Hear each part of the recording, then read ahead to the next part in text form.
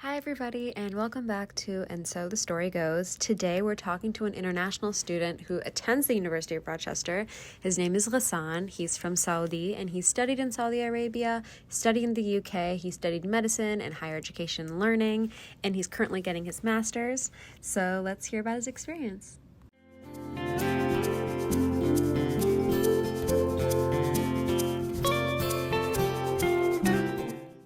This is Ghassan. I'm from Saudi. I studied medicine. Medicine there is a bachelor degree. It's not like here, medical doctor is a graduate studies. So I studied medicine. Then I worked in medical school in like teaching and TA, helping students. And then I spent a year and a half in UK doing a diploma in health professions education, which is basically how to teach medicine, how to make a good curriculum, assessment, patient safety, educational research, and all these stuff. And now in 2021, I came here in the States, and like this is the last semester. I'm hoping to do the doctorate as well. Wow. So you've studied in like 3 different places and they're kind of really different degrees. Is there anything that you really noticed about the education or the teaching style that is super different in each country? I would say my experience here is way different than UK and Saudi. Let me first speak about the expectation before coming here, because in 2003, the Saudi government opened a big scholarship program, and the biggest, like number one country was destination was here in the USA. So at one point of time, we had more than 100,000 students here in the States. Right now, we only have 16,000. It's still number one, but that big scholarship program is kind of shifted a little bit. So I learned a lot from friends and people who came here.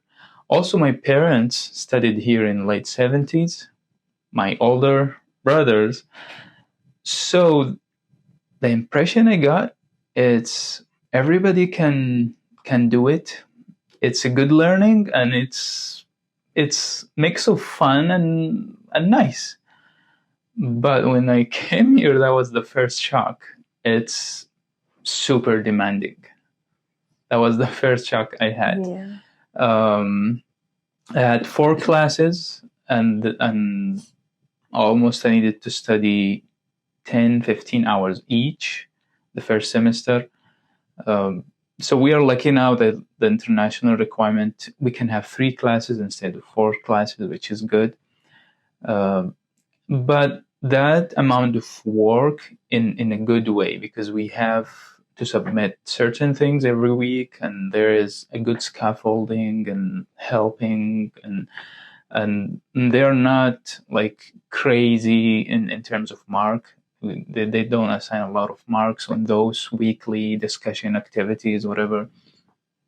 So that was good. It was a shock in a way that I was expecting to have more free time for myself and my family, but it's good for learning purposes.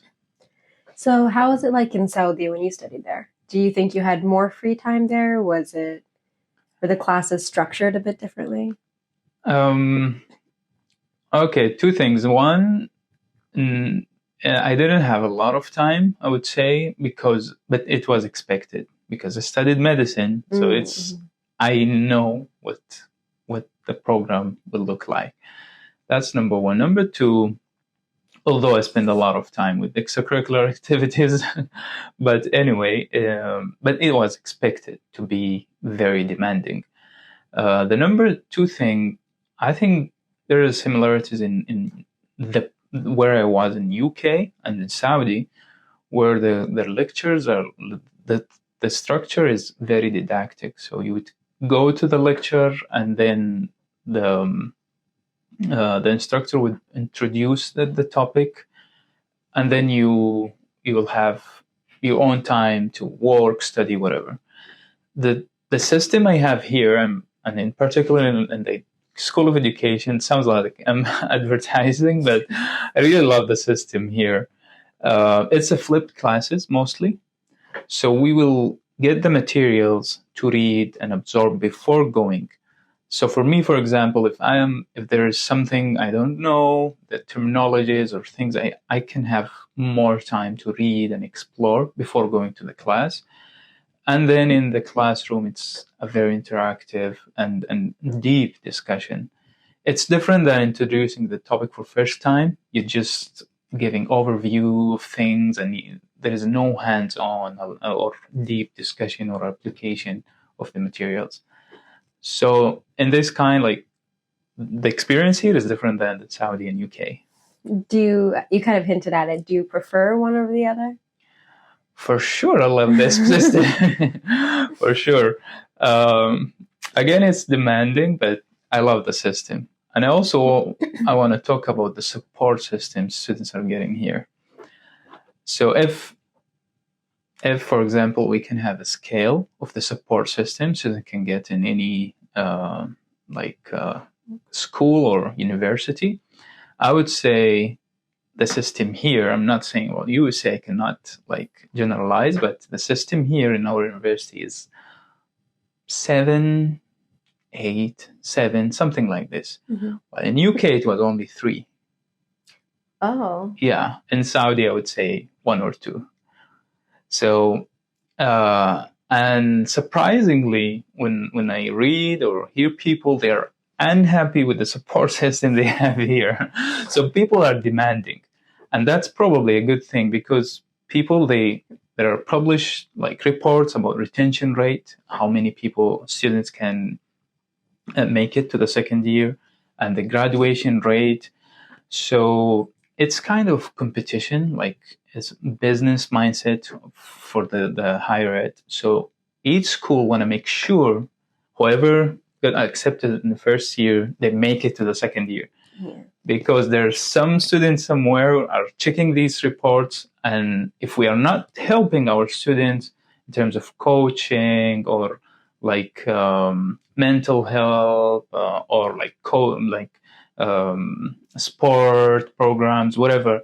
So if we're not helping them, then it will be reflected in low retention rate and other stuff. So when you say support network, what are the ones that kind of helped you when you first came here? Are there any places on campus that you were like, this really helped me become more comfortable with my time on campus?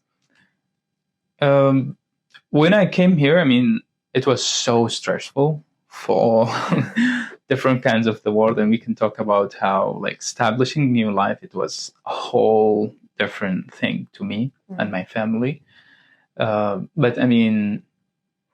the advisor was helpful. The international advisor was also helpful. I went to meditation program. I went to even have the gym and sport. You can go and have some time there. Coaching, writing service. So a lot of services that helped me. For example, the writing thing. Here, all classes are requiring some writing, but we don't have to write it in a short period of time. And we have a lot of support, the writing center in our college. But in UK, we were demanded, or we were required to write more, but there were no writing support for us. 20 pages in 2 weeks, very rigorous, scientific, academic writing. So moving a bit, you hinted at this a little bit of the social aspect of, when you first moved here, or establishing a life for yourself.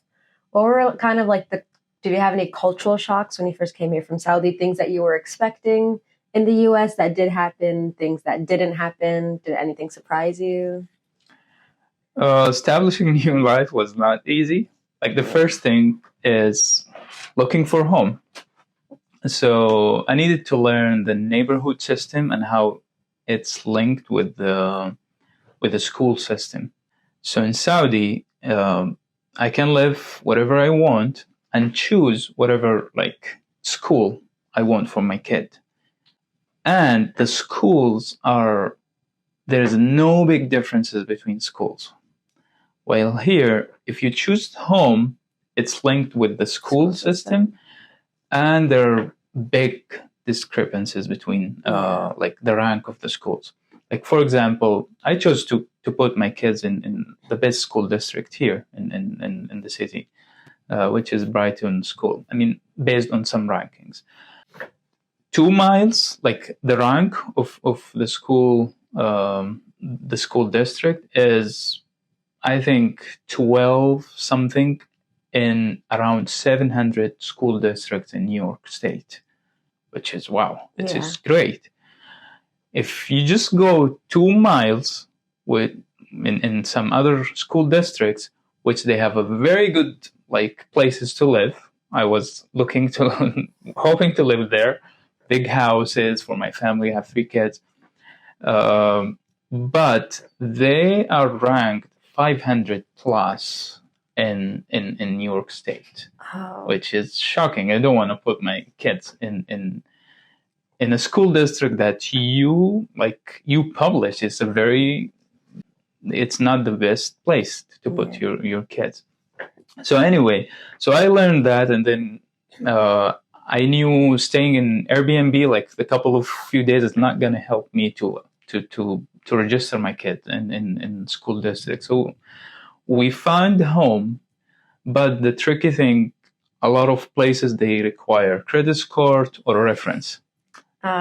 Yeah. So I don't have Social Security, I don't have reference, which is tough. And also here you need to buy car, and buying car, because the place, I didn't have a credit score and reference, I had to pay 4 months in advance.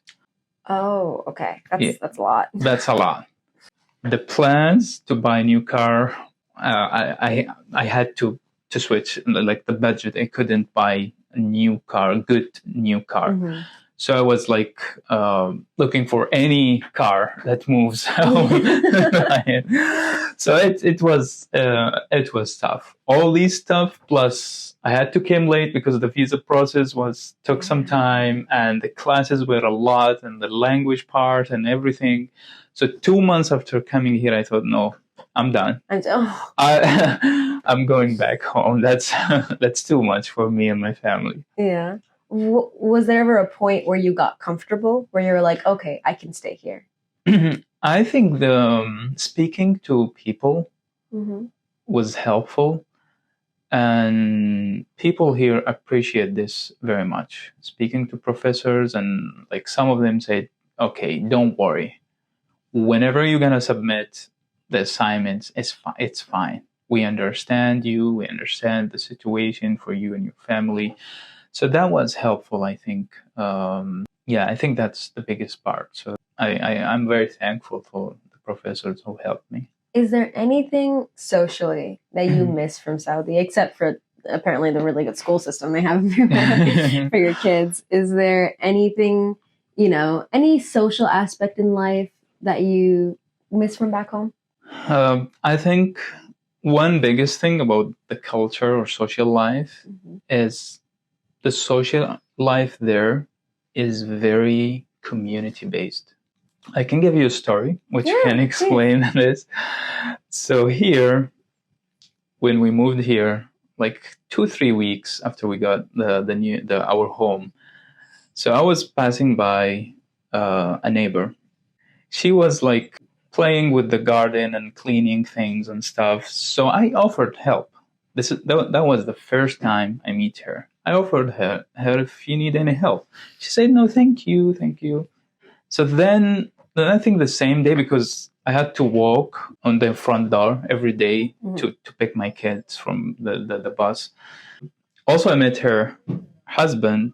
They are at the age of my parents. And then my wife also came. We had a nice conversation. So we thought, myself and my wife, she made a banana bread in our home. It was cool. So I suggested to her, why don't we give our nice neighbors, we met a couple of times so far. So we gave them the banana bread. Then they appreciated the banana bread so much. They sent us a letter, explained how much they liked the chocolate, the texture, everything. It was like very nice from them. So anyway, we became good friends, and then they don't stay here for in the winter, which I understand now. So they went in Florida. We stayed in touch. They were the first point of contact, asking them about the culture or where I can buy this or that. So anyway, my parents were planning to come here in that winter. So I asked them, how can I find a place? So they suggested I go to Craigslist or like Facebook Market, whatever. Anyway, I couldn't find. Then they offered their home. Wow. Yeah, that's big. They offered their place.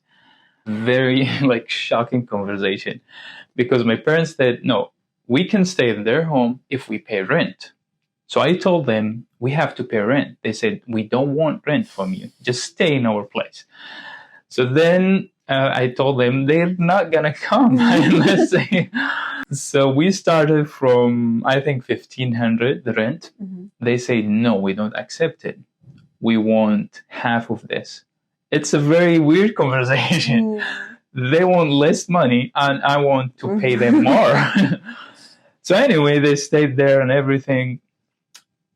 The point I wanted to refer, like, when they came back in the spring, we had a conversation and they said, you know why we liked you? So in my mind, I thought because of the banana bread.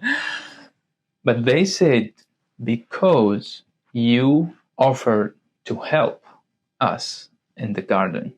So I said, this is basic. This is what neighbors do. Like back home, we are so connected to each other, in neighbors, in work, and everywhere, family, of course. But they say, no, here people would think if you offer to help, for example, if somebody is carrying something and you offer to help, that's maybe mean they're not capable of carrying stuff or doing their own business. So they won't offer any help. So we are very connected. I mean, I'm not describing maybe very good or very bad. I'm just describing. Sometimes it's too much. Like in workplace where people they're expected to do some tasks, they would spend a lot of time talking and having coffee together, and like because they tend to have more friendly relationship. Mm-hmm. And here I think it's more like task oriented or whatever. People are friendly. I'm not saying people here are not friendly. They're very friendly, but the relationship more or less based on the task or the mission around our relationship.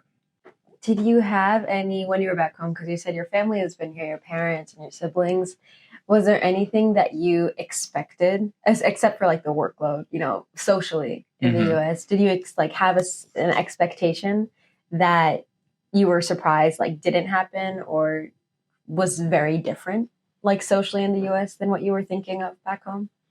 It's something I don't know how I created, like expectation here. Like I can easily make friends here, which turned out to be not an easy thing. I don't know why, but I mean, like my kid, he's a 6th grader, and right now they don't have one class together. They go for math class, different people than the science class, than the music class. I don't know how they build this based on their level or whatever. But all I'm saying, he used to make friends a lot more than this year, and he is missing this part. Yeah. So I was talking to a professor about this, and she said, this is so American. Everyone is expected to live their own life individually, and they know their tasks, their duties, and they would do it.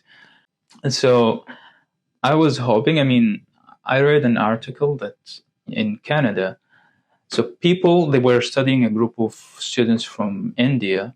So they were doing very good academically in the first semester. And the second semester and so on, their grades went down. And one of the things they discovered that because they were expecting to make friends with the community, but where everybody is busy. I mean, I understand that the life here is so demanding, whether you're working or like studying, the life is so demanding.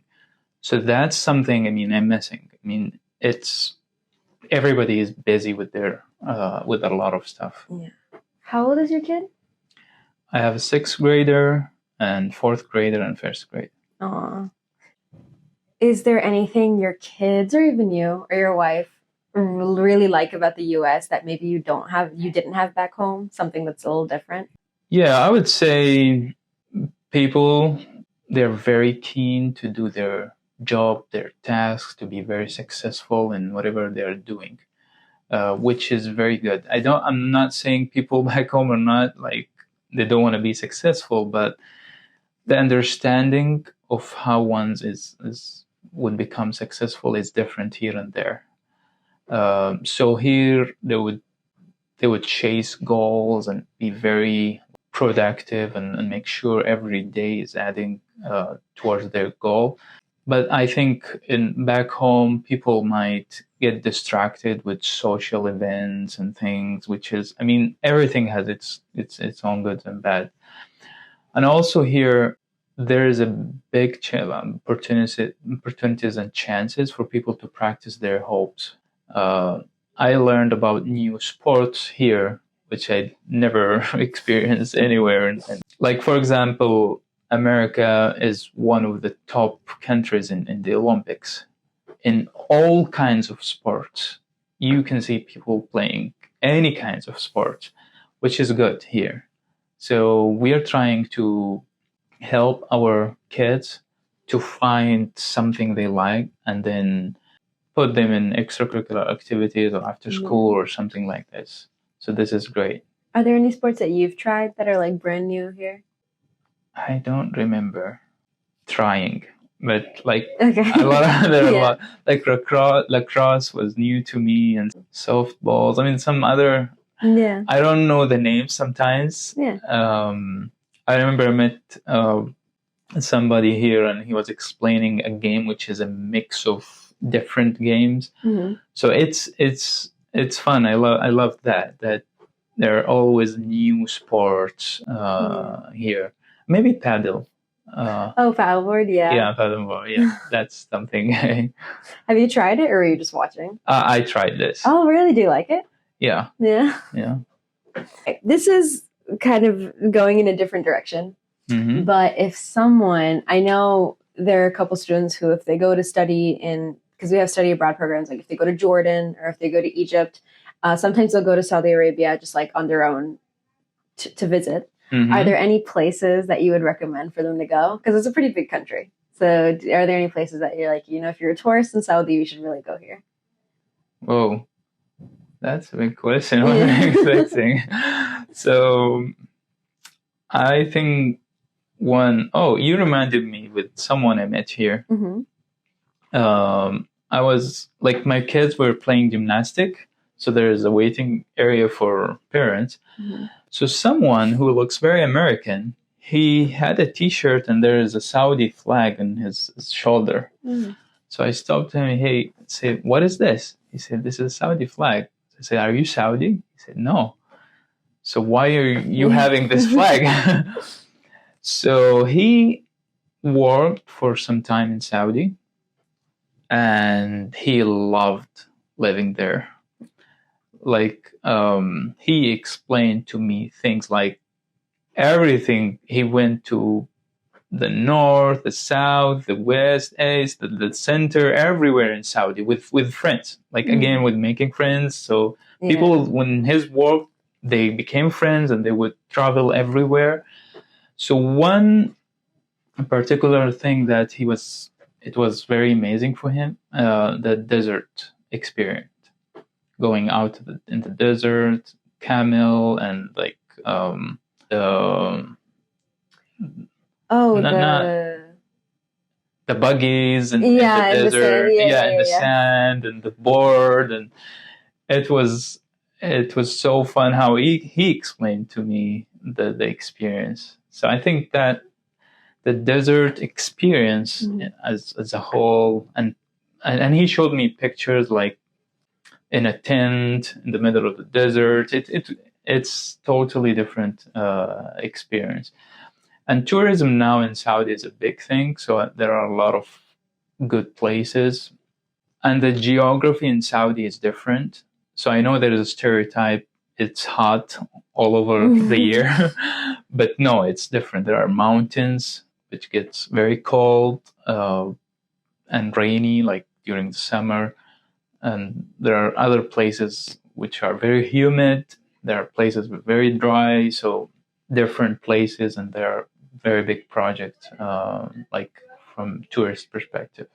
And are there any places here that you have gone with your family? Any, day trips? Any little vacations you've taken? Or you've been too Yeah. busy? Oh yeah? No, yeah, sure.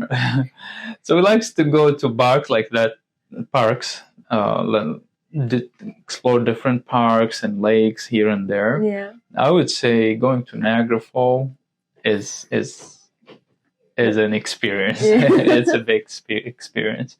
We want to go when it snows, like it's white. I showed some pictures, Mm-hmm. but it's a totally different experience. Yeah. Yeah.